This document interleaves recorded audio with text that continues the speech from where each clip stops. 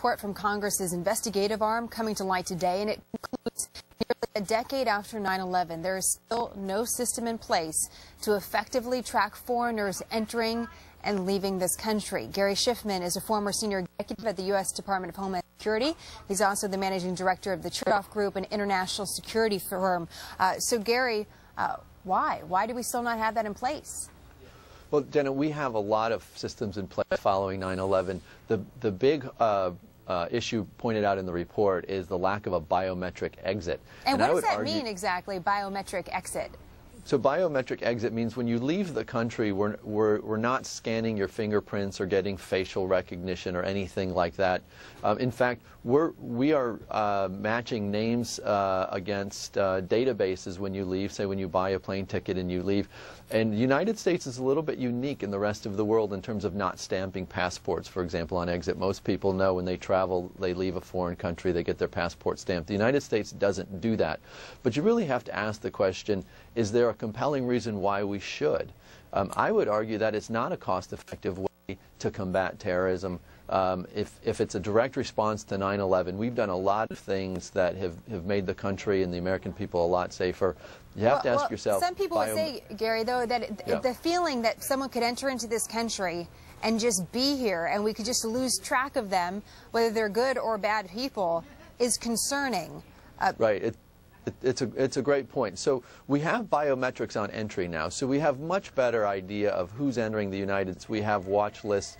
We have systems in place to track people when they're in the United States, if they're of concern, if they're an issue, or if they become an issue and they enter under false pretenses or false IDs. We can find them and we can track behavior. What we're not doing is tracking on exit. Now, if we could afford to do that, I would be compelled to support the program. The problem is that we have over 300 ports of entry, and it's just too easy to dupe the system to deploy across every land border, seaport, and airport some sort of a biometric exit system. Well, it's really something. It seems like there's a lot of porous areas, though. It seems, and that's the appearance. I mean, you're the security expert, so I'll leave this up to you. But when you look at the southern border being porous, or you look at some of these ports of entry being porous, and then you take in this other story from the New York Times that talks about us spending $2 million to send a suitcase across the border into a foreign country to help them, support democracy or an uprising in this hypothetical situation. So when you hear that $2 million going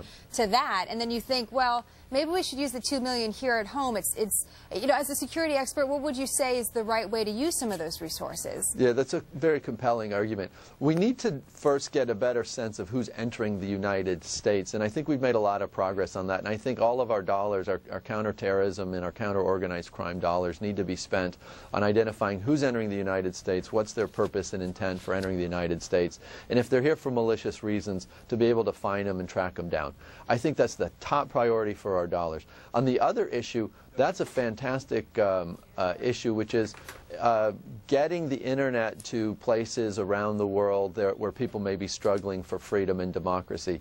If you look at the Arab revolts that have taken place in the last 6 months, the regimes in place that may not have the support of the people, they love to control the medium, they would control the message, and that's how they stay in power. And so it seems like this might create an opportunity at least to counterbalance that. We're going to have to run. We have some breaking news, Gary, but we appreciate your expertise. Sure. Thank you so much. Absolutely. Thanks.